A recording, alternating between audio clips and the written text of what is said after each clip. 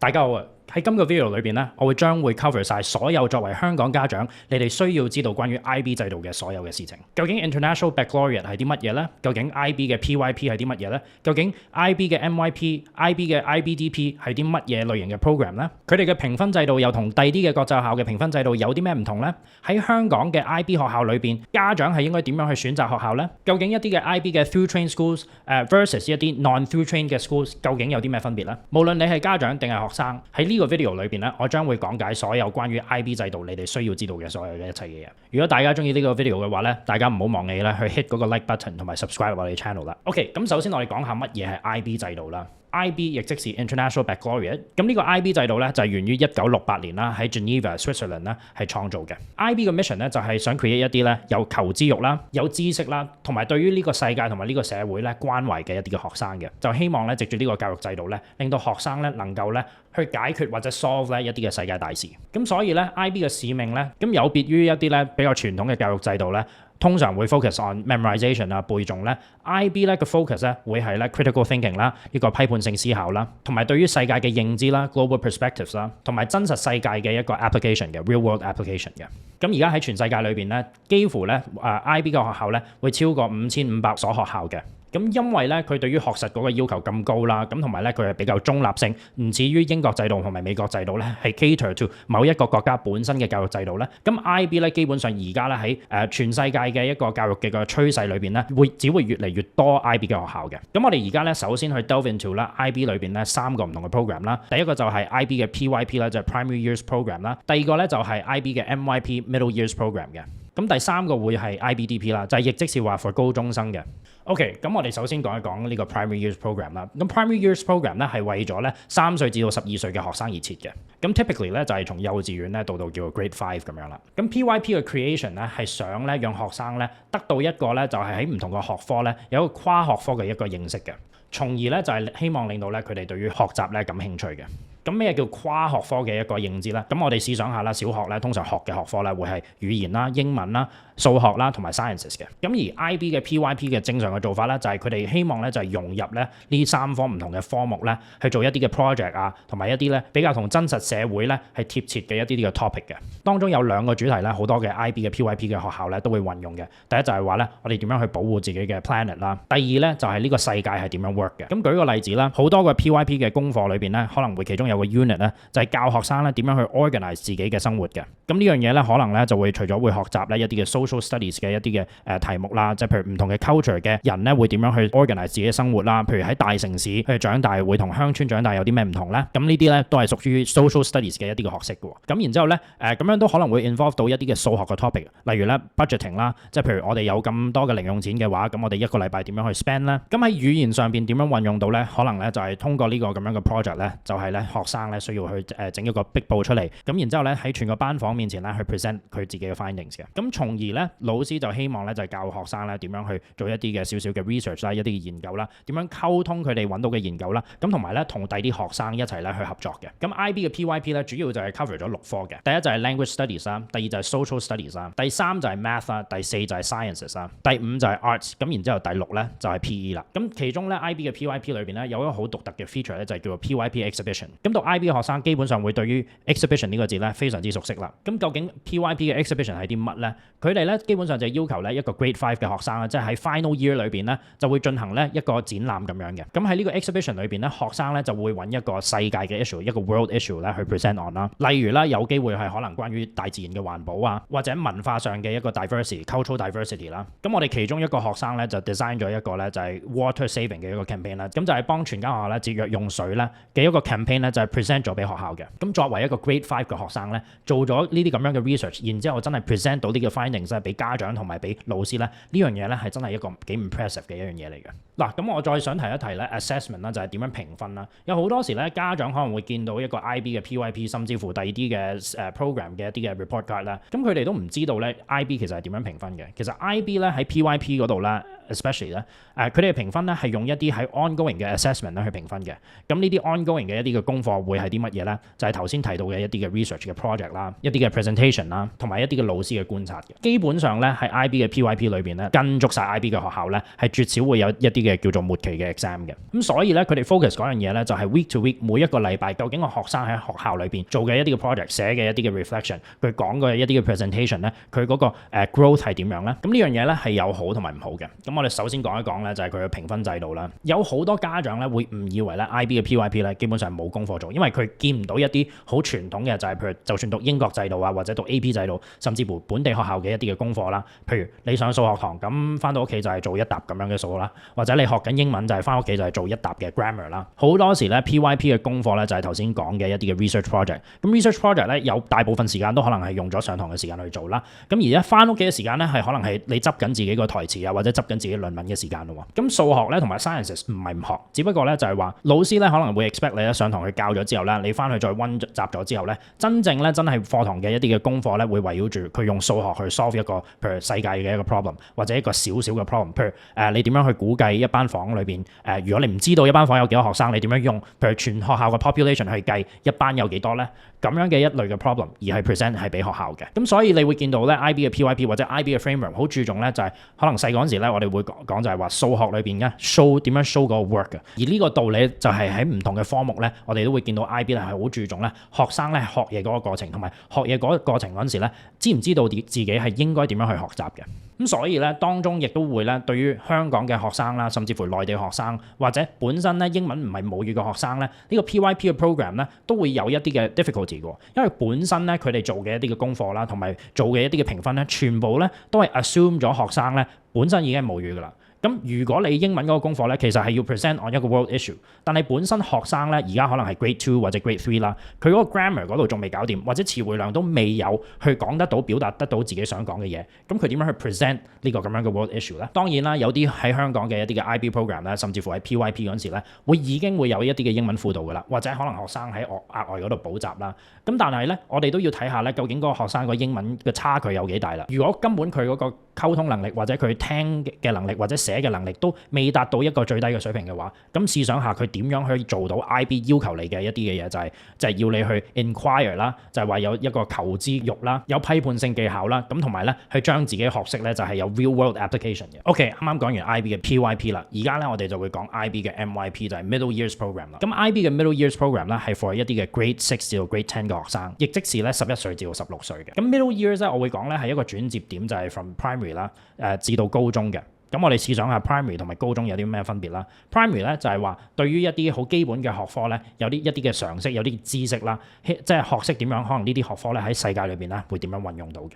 咁而高中咧 IBDP 係做啲乜嘢咧？咁高中咧就即是話咧係準備大學噶咯喎。咁所以啊 middle years 咧係希望咧係幫助一啲咧就係小學之後嘅學生咧培養一個獨立能力啦。咁同埋咧開始咧會俾多少少科目佢哋咧尋找佢哋喺學術裏邊嘅一啲嘅興趣或者一啲專科啦，從而咧令到佢哋上到 IBDP 嗰陣時咧能夠咧去 specialize 咧佢哋強嘅一啲嘅 subject 嘅。咁另外啦 MYP 啦強調嘅一樣嘢咧就係開始咧學生會多少少嘅功課同埋 assessment 啦。咁所以咧佢哋嗰個時間管理嗰個能力咧係需要增強啦。另外咧亦都有佢嘅 problem solving skills 喎。因為咧再唔係就係好似小學嗰度咧去整一個好細嘅一個 project 咧，就係話有 real world application 啦。而家咧係要 in depth 咁樣睇下唔同嘅科目裏邊咧，我哋點樣可以 apply 到呢啲知識喺 real world 啦。咁 middle years program 咧 basically 咧會從頭先講嘅6科啦，就分拆到8科嘅。咁除咗會有 language and literature 啦，即係你嗰個 primary language 通常都係英文啦。咁然之後第二咧，亦都會有一個 language acquisition 嘅，就係一個第二語言。咁第三咧就會有一個叫做 individuals and societies 啦，即係基本上係人文嘅科目啦 ，history 或者 geography 啦。咁然之後咧，亦都會有 science 啦，會有 math 啦，會有 art 啦，會有 design 啦，同埋會有 PE 嘅。咁亦都跟翻 IB 本身佢好 interdisciplinary，即係好唔同跨學科嘅一個理念咧。好多時咧可能有一個 chapter 咧 on 呢個 globalization 啦。咁佢哋咧學老師咧就可能會 combine 咗咧經濟嘅科目啦，同埋 data analysis 啦，即係數學啦，同埋咧可能係整一個 documentary， 咁就會運用到藝術嗰方面嘅科目嘅。咁 at the end of the day 啦，好似喺 primary years program 嗰度咧，佢會有個 exhibition 啦。咁而家喺 middle years program 咧，佢都會有個 capstone 嘅喎。咁呢樣嘢咧就係叫做一個 personal project 啦。咁 basically personal project 即係一個大型少少嘅 exhibition 啦。唔單止而家要介紹一個 idea 出嚟咯，即係頭先我哋提到一個小學生咧，佢可能咧係會諗咗一個方法點樣去幫學校咧係節約水源啦，或者節約用水啦。咁而喺 MYP 裏邊咧，唔單止要 exhibit 會要 present 一個咁樣嘅 idea， 而係要整一個咁樣嘅 system 出嚟。咁有好多時咧，學生就可能會咧運用自己課堂裏邊學過啲 skills 去 build 一個 app 出嚟啦，可能 build 一個幫學校裏邊嘅運動員去計時嘅嘅一個 app 嘅，或者咧可能學生對於 fashion design 有興趣，咁佢就整咗一個 fashion line 出嚟嘅，或者可能對於心理學有興趣嘅學生咧，佢可能咧係 start 一個 counselling group 咁樣，咁而寫個 report on 嗰間學校嘅 mental health 嘅狀況係點樣嘅。咁頭先講到咧 PYP 咧，佢其實基本上都好多係 project base 啊咁樣啦，咁而 MYP 咧除咗 project base 嘅 learning 咧，會多咗少少嘅 essays 啦，咁同埋咧亦都會有少少嘅傳統嘅一啲嘅考試嘅。咁每一個 subject 咧都 graded upon 咧一個1至到7嘅一個 scale 嘅，咁7分就為之滿分啦。咁喺呢個地步咧 IB 咧呢個咁樣嘅團體，呢個咁樣嘅集團嘅組織咧，佢為咗咧去 make sure 全世界咁多唔同嘅 IB 學校咧能夠達到佢嗰個水平嘅話咧，佢喺 middle years program 咧就會開始咧喺每間學校嘅 middle years program 裏邊咧就係抽一啲嘅樣本咧，就係佢哋去 moderate 咧，就係話呢間學校究竟 meet 唔 meet 到我哋 IB 嗰個 standard 啦。OK， 講到呢度咧，我哋就會講 IBDP、IB Diploma 啦，亦即是國際文憑啦。咁好多家長咧認識 IB 咧，只係認識呢個最後嗰2年嘅一個叫做 IBDP 啦。點解咧？因為大家都可能會知道香港嘅 IBDP 嘅分數咧，嗰個平均分咧係超級高啦，係基本上高過全世界嘅一個 average 嘅。咁我哋首先講下 IBDP 咧，就係基本上係由16歲至到19歲嘅學生去讀嘅啦，亦即是 Grade 11同埋 Grade 12或者係 Form 5同埋 Form 6嘅。咁佢除咗咧喺 academically 係超級 intensive 咧，亦都咧係對於世界嘅 application、世界嘅認知咧，亦都好深嘅。基本上咧，我嘅比喻咧就係 IBDP 好似咧已經係入咗大學第1年級咁樣，好多嘅科目咧，老師咧都係要求學生係自主性啦，咁同埋咧要 manage 一個好超級忙嘅一個 timetable 咧去進行嘅。咁而大家想象下啦，而我之前咧喺訪問我哋讀過 VSA 嘅 intern 咧，佢講得 IBDP 呢個 program 咧係非常之貼切嘅，就係 IBDP 咧係一個 process 啊。基本上咧，你讀緊 IBDP 即係高中最後嗰2年嗰時咧，每一個禮拜咧，亦都會影響到你最後嗰個 IB 分數咧係出嚟係點樣樣嘅。OK， 咁我哋而家咧就講下 IBDP 嗰個選科個制度先啦。咁基本上咧，好似 middle years program 啦，佢又會有 language and literature 啦、language acquisition 啦、第二語言啦、數學啦、individuals and societies 啦、science 啦同埋藝術嘅。咁而喺呢啲嘅科目當中咧，學生咧係需要揀3科嘅 higher level 嘅 subject 啦，一個叫做高級嘅一個 subject 啦，咁同埋咧3科一個standard level 嘅 subject 嘅。咁而頭先講嗰6科裏邊咧 ，art 咧係一個 optional 嘅 subject 嘅。咁所以咧令到學生咧其實可以除咗 art 之外咧，可能係 double up。如果佢係文科係強少少啦，咁佢會揀多啲文科嘅 subject 啦去 take 啦。數學或者 science 強少少嘅話咧，咁佢可能會揀一啲嘅數理科咧去 cover 嗰個 art 嗰個 requirement 嘅。咁假設咧大家想去讀醫嘅話咧，咁可能咧大家 higher level 嗰陣時咧就一定會揀生物學啦，會揀化學啦。咁第3科嘅 higher level 咧，你可能會揀一科咧就係你嗰科能夠攞到高分嘅一個科目。咁 for 一啲嘅學生可能會係英文或者係中文啦，或者係 history 咁樣啦。咁然之後咧3科嘅 standard level 咧就會揀即係你哋需要 take 嘅，因為佢都係有啲嘅 basic 嘅要求，即係譬如第一語言一定要 take 啦，或者第二語言一定要 take 啦，數學一定要 take 啦，等等咁樣嘅。咁我唔喺呢個 video 咧去 go over 咧大學嘅科目係點樣令到我哋喺 IB 或者其他嘅制度裏邊應該點樣揀科啦，我會喺第2個 video 嗰度 cover。咁但係 basically 咧，大家要注意咧喺 IBDP 裏邊嘅揀科啦，因為你揀咗科之後咧，基本上你就脫離唔到呢2年綁定你一定要讀呢啲科目啦，除非你轉校。咁而咁樣咧可能會影響到咧大家升讀大學嗰陣時咧能夠揀嘅一啲嘅專業嘅喎。例如啦，如果你本身喺 IB 嘅 high level 冇讀數學嘅話咧，好多大學嘅經濟學科咧，甚至乎商學院嘅學科咧，你係唔可以報嘅喎。除咗頭先講嗰6科我哋要揀之外啦，IB 嘅 DP 裏邊咧，亦都有3個硬性要求一定要讀嘅一啲嘅科目嘅。第一個就係大家可能會聽過，亦都好 infamous、好臭名遠播嘅一個學科啦，叫做 Theory of Knowledge 啦。咁 Theory of Knowledge 係一個哲學嘅一個科目嚟嘅，基本上咧佢就係知識理論啦。學生讀呢一科裏邊咧係要寫一個論文同埋做一個 presentation 咧，on 咧就係知識嘅係點樣嚟嘅。咁例如啦，其中一個即係常見嘅一個論文嘅 topic 啦，就會問你知唔知道to what extent 就係話 past experience 即係以往嘅認識咧，會點樣影響到你將來學嘢咧？咁基本上咧呢啲哲學文章咧。唔好講話一個高中生啦，甚至乎一個大人咧，其實你都拗爆頭，你要做好多 research， 你要真係好 clear 咁樣，好邏輯性咁樣咧，去畫晒自己啲 ideas 出嚟，去用一啲嘅理據去 prove， 然之後要花好多時間去咀嚼、去細微咁樣諗咧，先寫到出嚟嘅一啲嘅論文嚟嘅。咁基本上咧，你冇翻咁上下嘅深度，你冇咁樣嘅語言能力咧，你係好難做到呢樣嘢。咁另外一個額外嘅科目就係 extended essay 啦。咁 EE 啦，即係俗稱就係 IB 嘅 terminology 啦。咁 extended essay 咧，又係寫一個論文，但係呢個論文咧係可以按咧係其中你最感興趣嘅一個科目嘅。咁例如啦，如果你對生物學係有興趣，你寫一個生物嘅 EE 嘅話咧，咁大家咧可能要注意啦，因為咧你做一個生物學嘅一個論文，可能會涉及到咧你要走入去個 lab 裏邊咧去做一啲嘅研究咧，先能夠得出一啲結論咧，係令到你可以寫嘅。咁所以咧一個 extended essay 唔係就咁要你寫一個論文，亦都係一個 year long 嘅一個好大嘅一個 project 啦。佢個原意咧就係想幫學生咧就發掘到自己少少嘅興趣啦，從而就係寫一個論文出嚟咧，希望咧就係對於大學咧嘅申請有幫助嘅。咁第三個額外嘅科目叫做 CAS 啦，咁 CAS 即是咧 creativity 啦、activity 同埋 service 嘅。咁 CAS 基本上咧就係硬性要求一個學生咧出去咧去做一個義工啦，或者一個 project 啦，係回饋翻社會嘅。咁而全年裏邊咧，其實學校咧都會有特定嘅一啲嘅 CAS 要求，咁會有分就係細嘅 project 同埋大嘅 project。咁無論你係啲咩嘅方面有特長啦，譬如你 music 啊，或者藝術啊，或者文學啊等等咧，咁學校咧都會希望咧你用翻自己嘅特長咧去回饋翻社會。即係譬如你音樂叻嘅話，咁你會唔會搞個演唱會係 for 盲人協會嘅咧？咁我哋之前入哈佛嗰個學生咧，就係咧佢用咗自己一啲嘅商業嘅頭腦咧，就係 organize 咗一個 trip 咧，就係喺內地咧幫一個學校咧起咗一個電子圖書館嘅。而咁樣咧就成為咗咧其實佢報大學嗰陣時咧個 portfolio 裏邊咧值得最勁嘅一個亮點啦。OK， 咁頭先我哋講到咧揀科裏邊啦有6科啦，其中3科咧係 higher level subject， 3科係 standard level subject， 亦都有頭先額外嘅3個 extra 嘅科目 TOK 啊、extended essay 啦同埋 CAS 嘅。主要嗰6科裏邊咧，佢哋每一科咧都會有7分嘅一個滿分啦。咁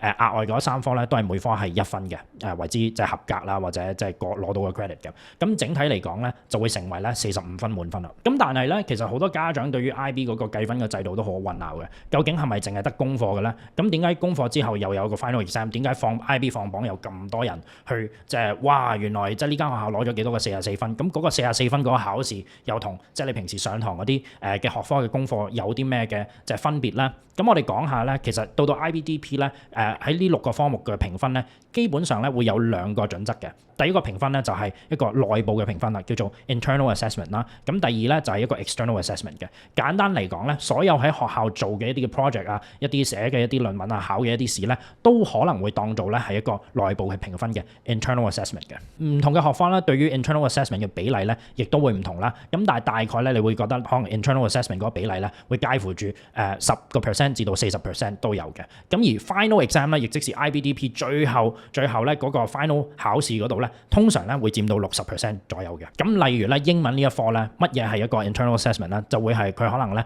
每一年咧都會有一個叫做IO 嘅一個即係 oral 咁樣嘅。咁基本上你要讀晒嗰4本書之後，你自己揀幾個 extra 咧去 compare 呢2個文學啦。咁講咗有啲乜嘢嘅世界嘅 global issue 咧，喺呢2篇嘅文學裏邊係睇得到嘅。然之後咧，大家要做一個 presentation 出嚟啦。咁呢個視乎就係你讀 higher level 定係 standard level 咧，佢可能會佔15% 啦，有機會佔咧25% 嘅。咁同樣地啦，譬如喺數學裏邊啦，可能會叫你去整個 model 嘅，即係一個 paper on 點樣 model 一個即係人口嘅growth 啦。咁可能咧呢個咧會佔成個 grade 嘅20% 嘅。咁而其中一個問題咧，即係喺 IB 或者唔係一個問題啦，就係好多學生唔明白 IB 呢個遊戲點玩，點解我無端端咁低分咧？就係佢哋成日都會覺得咧，我最後交咗個 project 先會計入嗰個分數。咁某程度上係嘅，因為頭先講咧一個好簡單嘅要明白assessment， 即係 IB 裏邊嘅 assessment 就只有 internal assessment 啦，即係學校嘅功課啦，咁同埋校外嘅一個考試就係 external assessment 嘅。但係大家唔好忘記喎，當大家去報大學嗰陣時咧，大家咧係可能係講緊係已經啱啱進入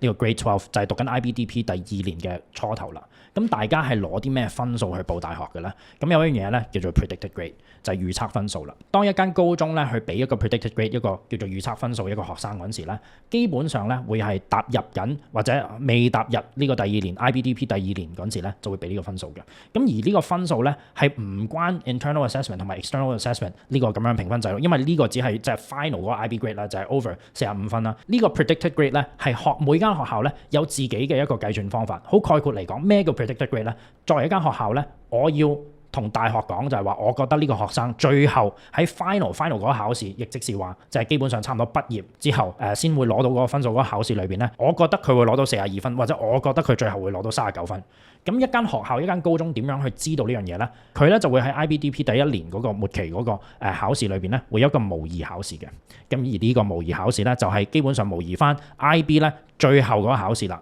咁除咗呢個模擬考試，佢亦都會計埋咧就係第一年裏邊嘅唔同嘅種類嘅 assignment 啦。咁而由每一科嘅老師去斷定就係話呢個學生最後有機會攞到啲咩分數。咁所以咧呢個 predicted grade 咧，雖然係對於學生係非常之重要啦，就係話佢基本上會斷定到佢有啲咩學校能夠俾到 offer 你嘅。咁我舉個例子啦，如果你個預測分數係39分嘅，咁而你想去報香港嘅醫科嘅話咧，基本上咧你即刻會被拒絕，因為香港喺港大或者中大嘅醫科咧，基本上佢係需要能夠學生咧達到42分或者43分咧，佢先會接受你申請嘅。咁但係咧有機會你嘅 predicted grade 咧咁睇下你邊間學校俾個 predicted grade 你啦，就係話呢個 predicted grade 未必會反映到你最後考試個分數係點樣嘅喎。咁所以好簡單好概括嚟講咧 ，IB 嗰個評分制度係好複雜啦，因為佢有包括就係一啲 internal 內部嘅一啲嘅考試啦，咁而內部嘅考試同埋一啲嘅文章啊或者 project 嘅評分咧，係基本上每一個禮拜或者每一個月都有嘅。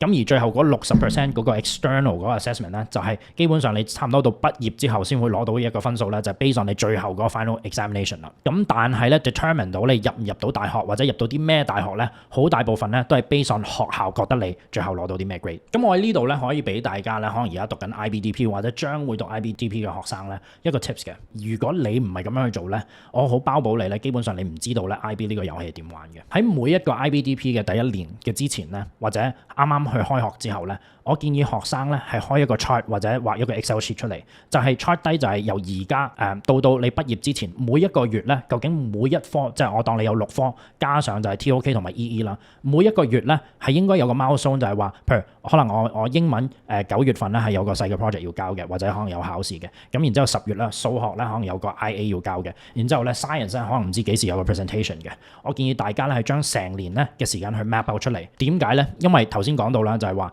喺進入 IBDP 咧，基本上呢2年每一個月嘅一啲嘅小嘅 project、小嘅 quiz、小嘅 assignment 都會影響到你最後嘅分數嘅。咁我想再重申一次，點解 IB 呢個制度咧喺咁多嘅教育制度當中咧係真係難度係最高嘅？係因為咧，首先就係話佢嗰個選科嗰個 flexibility 咧真係唔係好大嘅。咁假設啦，一個數理科好強嘅學生啦，譬如我係想讀 engineering 嘅，咁我可能 higher level 嘅 subject 咧，我會揀譬如數學啦同埋 physics 啦，咁呢啲都係梗㗎啦，你讀 engineering，咁可能我會揀多一科就係 chemistry 作為我嗰個 higher level 嘅 subject 啦。咁但係唔好忘記，我 standard level 嘅 subject 我都一定要揀一啲嘅文科去讀嘅喎，例如英文啦，咁同埋一個第二語言或者呢個雙語嘅中文啦。咁英文同埋中文嘅要求咧喺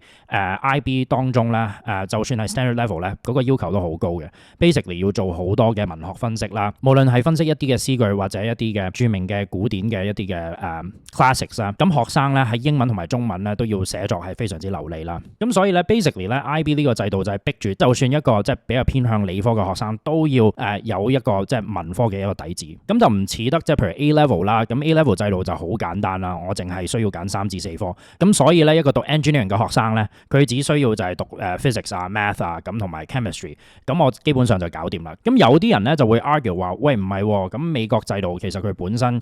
都要學生即係全年係揀即係都幾多嘅科目嘅喎，咁每年咧差唔多同 IB 差唔多啦，都係要揀5至6科。咁但係美國制度咧其實係 offer 好多 flexibility 嘅。如果你文科特別強嘅話咧，你可喺嗰5至6科咧，你可以揀就 basically 咧，譬如我啲英文啊、啲 history 啊、啲government and politics 全部揀晒 AP 課。咁但係數學咧，我可能淨係剔到呢個 geometry 咧，就唔需要再上去啦。咁但係咧相比起就係話 IB 咧，就算一個 standard level 嘅 mathematics 嘅科目啦，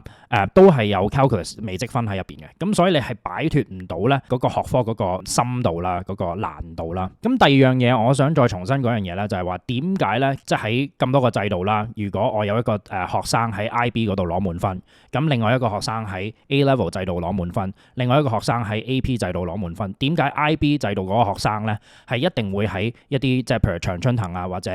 Oxford 啊，甚至乎香港嘅著名嘅大學或者最難讀嘅一啲嘅major，譬如 law 啊同埋 medicine 裏邊咧 ，IB 攞滿分嘅學生係一定會有更大嘅優勢嘅，係因為咧 IB 本身頭先提到啦，佢評分好多嘅 assignment 咧都係圍繞住寫作啊、做研究啊同埋做 project 嘅。佢本身嗰個額外嗰個 extended essay 同埋 theory of knowledge， 亦都係文章，亦都係一啲嘅機會咧，俾學生展示到佢大學 level 嘅一啲嘅 research ability。咁而家其實如果普遍嚟講咧，你睇翻大學嘅要求咧，好多美國嘅大學啦，無論你係讀 business 啊或者 engineering 啊、讀生物學咧，有啲學校係直情叫你係 upload 一個 research paper 嘅。咁而如果你係本身係讀咗 IB 制度咧，你基本上可以用翻你譬如嗰課堂裏邊 biology 課堂裏邊嗰個 IA 啦，嗰個 internal assessment 啦，咁然之後遞交上去，咁然之後係有老師，即係你學校老師已經幫你去 score 咗嗰個 research 啦。咁而嗰個 research topic 咧已經係好貼切，即係因為頭先講就係會係圍繞住 global issue 嚟做嘅一個 research 啦。我哋睇翻第啲制度啦，雖然話 A level 裏邊咧，佢係有啲學校係俾一個 option， 大家學生咧去揀一個叫做 EPQ 嘅，即係一個額外嘅一個論文嘅一個寫作啦。咁但係唔係個個學生都係硬性要求要做呢樣嘢。咁同埋咧好多時咧高中生咧去做到 EPQ 嗰個位嗰陣時咧，已經係A level 第2年，即係 Form 6嘅差唔多尾聲嗰陣時啦。咁你寫咗個 paper 出嚟之後咧，其實對於大學嗰個申請嗰個用處都唔大，因為已經過咗嗰個大學申請嗰個 deadline 啦。咁另外啦，即係如果你講翻係 AP 制度啦、美國制度啦，咁當然有啲學校咧會有一個科目咧，就係話俾學生畢業之前係 take 一個叫做 capstone 咁樣嘅。咁個 capstone project 咧都係有少少類似 research paper 咁樣啦。因為咧揀呢個科目個靈活性比較大啦，咁同埋唔係間學校有，唔係個個學生都會 take 呢個科目，咁導致就係話咧，其實好多時係讀美國制度嘅學生咧，佢根本成個高中生涯都唔會遇到一個 research paper 或者一個 project 咁樣嘅。咁所以如果大家有參考我哋一啲著名嘅大學或者挑戰性大嘅一啲嘅大學 major 睇啲乜嘢咧，就係話一啲喺課內同埋課外能夠幫助學生展示到對於佢自己讀嗰 major 咧有關嘅一個興趣嘅話咧，其實呢啲咁樣嘅額外嘢咧係對於成個大學申請係好有幫助。如果一個國際學校能夠真係 fulfill 到晒 IB 嘅 requirement 啦，佢啲老師咧係師資係非常之有經驗，能夠 guide 到學生 through 呢個 IB 嘅 DP 嘅制度咧，咁 IB 咧其實換句話咧就係比其他制度係更加優勝嘅。咁當然咧，嗰個前提就係話大家咧一定要 make sure 個小朋友咧係 ready 啦，咁同埋佢有即係唔同嘅額外嘅輔導啊、補習啊各方面啦，喺屋企上面嘅 support 咧，令到咧小朋友可以即係經歷一個咁艱辛嗰2年就係讀呢個 IBDP 制度啦，能夠充分利用到 IB 嗰個制度嗰個 system 同埋個 resources 啦。OK， 講到呢度咧，我想講一講喺香港裏邊咧，究竟有啲咩嘅 IB option 啦。咁基本上咧，我現時咧會將香港嘅 IB 學校咧分為2類啦。第一種就係 through train 啦，亦即是話咧就係由 PYP 至到 middle years program 啦，同埋 IBDP 都會有嘅學校嘅。咁然之後第二種咧就係咧可能單一咧淨係 offer IBDP program 嘅一啲嘅學校嘅。咁講咗 through train 嘅一啲嘅學校啦，咁我哋可能講一講就係老牌嘅一啲嘅學校，例如咧就係 ESF 裏邊咧嘅 Renaissance College 同埋 Discovery College 啦，亦都有 ISF 啦、宏立書院啦，有 Chinese International School 啦、漢基國際學校啦，有 Victoria Shanghai Academy 啦、滬江維多利亞啦，有 Hong Kong Academy 喺西貢嘅香港學堂等等嘅。咁你會見到咧，其實佢哋喺成績上面都會有參差啦，都會有唔同啦。喺2024年咧，可能 Hong Kong Academy 佢嗰個 average 會係36分，咁但係咧第啲嘅學校，例如 CIS 啊呢啲會高分好多啦。咁總括嚟講咧，其實大家去衡量一間 IB 學校做得好唔好咧 ，yes， 最後嗰個 IB average 可能會同大家講到少少嘢，咁但係都唔一定嘅，因為咧作為一間 IB 嘅 through train 學校咧，基本上咧有好多喺呢間學校讀嘅學生，即係最後畢業嘅學生咧，都係由細到大喺呢個 system 嗰度長大嘅。咁但係唔同嘅學校咧，去點去 push 呢個 IB 成績咧，個方法都唔同嘅。有啲學校咧比較放手啦，可能係 Hong Kong Academy 等等啦，佢哋嗰個教育理念基本上都唔係一啲好 push 嘅學校。但係 CIS 嘅話咧，基本上佢 push 到嗰個程度就係話咧，頭先講緊嘅一啲嘅 predicted grade 啊，或者即係每年嘅一啲嘅 assessment 嘅要求，基本上如果你達唔到咧，有機會咧佢可能會同你有個 intervention 嘅，叫老師啊或者叫校長啦，同你去傾幾句偈，或者去 make sure 咧就係你能夠咧唔好拉低佢嘅 average 先俾你繼續讀嘅。有啲學校咧，譬如 ISF 亦都係咁樣嘅 approach 啦。如果你跟唔上佢嗰個 grading band 啦，或者你持續都係攞緊3分或者4分 over 7分嘅話咧，佢可能叫你唔好繼續喺度讀嘅。咁當然啦，一啲比較即係譬如 IB average 高嘅一啲學校咧，佢哋自己都會有啲嘅措施去幫學生去 achieve 到高嘅成績啦。咁但係咧，我頭先講到 IB 嘅評分嘅模式係基本上你讀得 IBDP 就好似讀緊大學咁樣嘅，即係而讀緊高中嘅學生基本上係青春期啦。如果喺嗰個時刻咧，佢仲未有一個自主性，未肯獨立，或者好多 distraction 好多嘢玩啊，或者顧唔到學業嘅話咧，基本上係好難攞到一個高嘅 IB 嘅 score。score 嘅。咁所以 yes， 我哋可以咧估計就話我哋入到邊啲嘅 IB 嘅學校咧，可能會幫助到學生攞到好嘅成績。咁但係亦都有個問題就係話咧，本身喺香港咧讀緊 IB 而攞到好成績嘅學生咧，佢哋係除咗係跟學校嘅嗰一套啦，或者要知道學校係要啲乜，老師係要啲乜之外咧，仲係花好多精力咧，就係放學嗰陣時咧去補習啦，或者去溫書啦，或者係 make sure 自己能夠達到老師嘅要求嘅。咁所以咧，我而家想講一講一啲嘅 non-through chain 嘅學校啦，或者 non-through chain 嘅一啲 IB 學校咧，同埋點解咧 overall 咧有時你會見到佢哋嘅 IB 分數會高少少嘅。咁乜叫 non-through chain 嘅 IB 學校咧？就例如譬如就算係 German Swiss 啦，大家會知道佢可能喺國際學校裏邊嘅 IB 嘅分數比較高。咁但係其實佢中學嗰陣時咧都係行緊 IGCSE 嘅喎，只不過咧佢係 IBDP 咧就係最後嗰2年啦。咁而點解佢哋嗰個分數會咁高咧？最後就係因為咧佢哋會用咗 IGCSE 一個好考試 base 嘅一個評分制度咧，去隔咗學生或者係令到學生能夠咧只係選擇某一啲嘅 IB 嘅 higher level 嘅 subject。喺 non-through chain 嘅一啲學校或者 IB 分數非常之高嘅學校裏邊咧，佢自己內部咧係有一個篩選嘅一個制度咧，令到咧所有去到佢學校讀 IBDP 嘅學生咧都能夠最後攞到高嘅分數嘅。例如啦，喺傳統學校裏邊啦，拔萃啦，我個母校啦，同埋聖保羅咧，佢哋咧喺咁多個 DSE 學生裏邊咧，都會抽一 group 咧，就係比較 elite 嘅學生啦，或者成績攞得非常之好，或者能夠讀得到 IB 嘅學生咧，去讀 IB 嘅。咁基本上就係精英制啦。咁而本身呢啲學校嘅文化都係非常之 academic 啊，同埋好 high achieving 啦。咁所以令到呢啲學生咧，本身佢已經係好強噶啦。喺咁多中咁多即係可能一級有200幾人裏邊咧，去篩選40幾人去讀 IB。咁呢啲學生咧，基本上就係 set up for success 啦。OK， 講到呢度啦，我就唔喺呢個 video 裏邊 list 晒啦全香港嘅 IB 學校或者講晒佢哋嘅 differences 啦。咁但係咧，我 overall message 咧係想大家清楚咧，究竟 IB 制度係啲乜嘢，咁同埋家長咧點樣去準備自己學生去讀 IB 嘅。頭先講到啦，就算由 primary years 嘅 program 裏邊咧，基本上你要讀 IB 咧，佢哋已經係 native level 嘅，因為人哋要你做嗰樣嘢咧，已經係超越咗係純粹係淨係學英文、淨係學數學，而係將呢啲嘅 knowledge 咧去 apply to real world。咁所以其中一個問題就係我哋成日都遇到嘅就係話，如果學生本身嘅英文能力未能達到 IB 嘅要求，究竟我哋會唔會去 determine 或者夾硬去 send 呢啲學生去讀 IB 學校咧？咁我覺得係 it depends， 可能係要慢慢，但係都會可能通過一啲嘅英文輔導跟得上嘅話咧，大家可能家長對於學生嘅要求咧就要去寬鬆少少喎。大家要明白就係話，如果由 primary year 同埋 middle year program 開始咧，大家個 objective 可能係需要令到學生咧係首先能夠 communicate 到，可能聽到課或者明白到課堂嘅內容先。當然啦，就係話呢啲即係可能需要英文輔導嘅學生咧，就未必能夠攞到好高嘅成績喎。但係我希望大家家長咧係長遠咁樣諗，就係話你唔係淨係得 primary year 同埋 middle year， 其實對於大學嘅申請咧，最 affect 到大學申請嗰幾年咧，只不過咧係 IBDP 啫。咁會唔會就係話大家用即係可能初中啊或者小學嘅時間去 build up 佢嘅 fundamentals， 令到咧就學生咧到 IBDP 之前啦，或者 middle years program 嗰度咧能夠去做得到 IB 要你做啲嘢，就係話 real world application 啊、呢啲 project 啊同埋一啲 essay 啦。另外啦，就係如果學生咁英文程度根本上都跟唔到嘅，你要佢死跟，佢都係冇辦法，佢都做唔到嘅。反而咧就係可能會好 overwhelm， 同埋根本就應付唔到 IB 咁多嘅唔同嘅要求啦。甚至乎當學生咧英文程度好叻，或者佢係一個好 academically driven 嘅學生，咁究竟你需唔需要讀到 IB 先會入到一間好嘅大學，例如哈佛啊、Princeton 啊、Cambridge，which 我哋啲學生係有入嘅咧？我可以同你講係唔一定嘅，我亦都幫過 plenty of DSE 嘅學生入 Cambridge。咁但係而家嘅 trend 咧就係話，如果你喺國際學校讀咧，而你唔係讀 IB 嘅話咧，而你係想多少嘅選擇就係話喺翻香港讀醫啊、讀 law 啊，或者讀呢個 global business 嘅 program， 或者亦都揀埋係讀美國嘅 Ivy League 啊、Cambridge 啊等等咧 ，IB 咧係最 neutral嘅一個制度，但係咧